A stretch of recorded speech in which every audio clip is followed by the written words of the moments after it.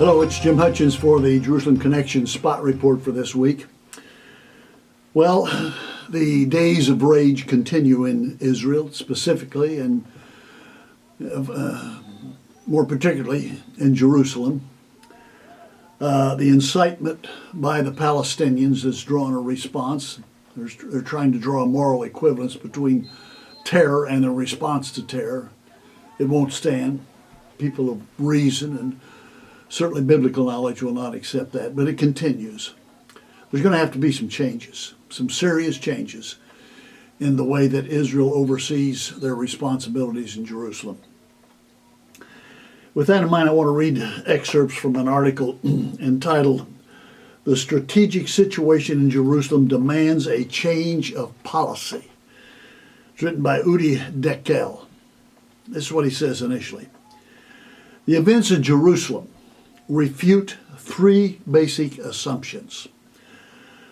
These assumptions have guided the policy of the Israeli government. The first assumption is this: that the status quo is sustainable, that things as they have been since the Ottoman Empire, certainly since the beginning of State of Israel, 1948, this is not sustainable, especially as it regards to the Temple Mount and the boundaries of Jerusalem.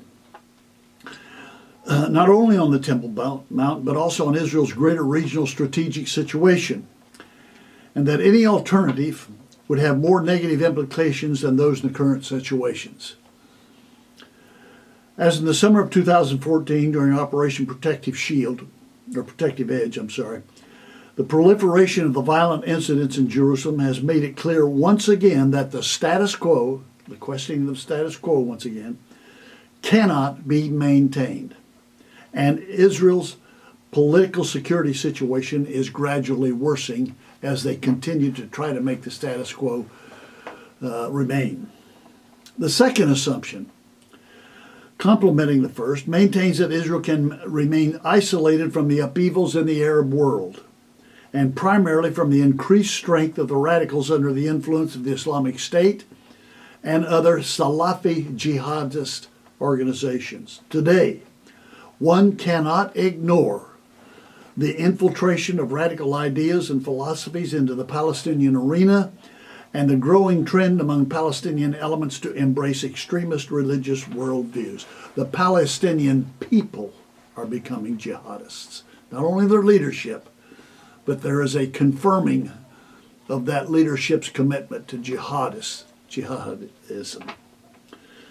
The third assumption, which is political in nature and emerges in rhetoric, not deeds, is that Jerusalem in its current greater borders is united and will remain so. Those who continue to preach this are disconnected from what is actually happening in East Jerusalem, primarily in the neighborhoods and villages that were annexed, brought into Israel proper as part of the State of Israel. These were annexed to the eastern part of the city, which are marked by 48 years of neglect. Speaking primarily of East Jerusalem at this point. There's almost no entry by these Israelis into these areas, and in recent days Israel has placed barriers and checkpoints to prevent the free movement by East Jerusalem residents to West Jerusalem. Arabs are in East Jerusalem, Israelis in West Jerusalem. And is considering the erection of protective walls between Jewish and Arab neighborhoods. A divided Jerusalem is not going to stand. There may be some kind of an interim solution that's imposed, but that's not the way it's going to end. Jerusalem is the epicenter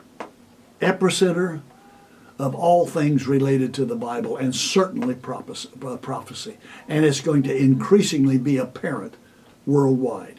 Jerusalem is the epicenter of world activity from here until Jesus comes. And yet, I recall my last visit to Jerusalem. I spent nearly a month in the old city, just observing it. I spent days at the Western Wall, just sitting there, with my Bible open, observing.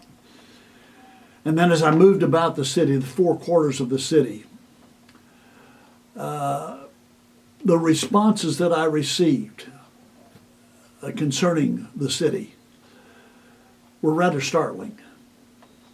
Because I heard from the Christian quarter, the Armenian quarter, the Jewish quarter, the Muslim quarter. I heard people saying that it was just a matter of time before Israel would be internationalized. That is, that there would be some international oversight of the old city of Jerusalem. Now again, that may be an interim solution, but that's not the ultimate solution. God has spoken with regard to Israel, and specifically with regard to Jerusalem. Listen to what God says in Psalm 137, verse 5. God says, if I forget you, Jerusalem, if I forget you, O Jerusalem, may my right hand forget its skill. May my tongue cling to the roof of my mouth, if I do not remember you, if I do not consider Jerusalem my highest joy, my highest joy. God says to the prophet Isaiah, in Isaiah 49, can a mother forget her baby, the baby at her breast, or have no compassion on the child that she has borne? Though she may forget, I will not forget you, O Jerusalem. See, I've engraved you on the palms of my hands. Your walls are ever before me. That's what God says about Jerusalem. Again, in Isaiah chapter 62, God says, and he identifying this call and this concern with his people, for Zion's sake I will not keep silent. For Jerusalem's sake I will not remain quiet till her righteousness shines like the dawn and her salvation like the blazing torch. And God speaks of the watchmen that he's placed on the walls. I have posted watchmen on your walls, O Jerusalem, who will never be silent day or night. You who call on the name of Yahweh. This is a call to us now. You who call upon the name of Yahweh, give yourselves no rest and give him no rest until he establishes Jerusalem and makes her the praise in all the earth. Jerusalem will be the praise in all the earth. It's just a matter of time.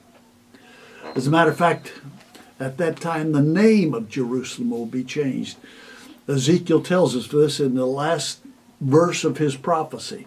Ezekiel 48, the last verse.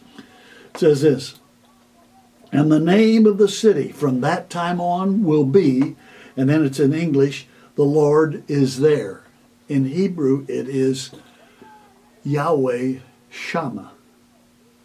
Yahweh Shammah. No longer Yerushalayim, but Yahweh Shammah. It's coming. You can count on it. Till next week, Od Ki Yavo Shiloh, or until Messiah comes, Yivareka Yahweh. Yahweh bless you, bless those you love, and bless those who love you.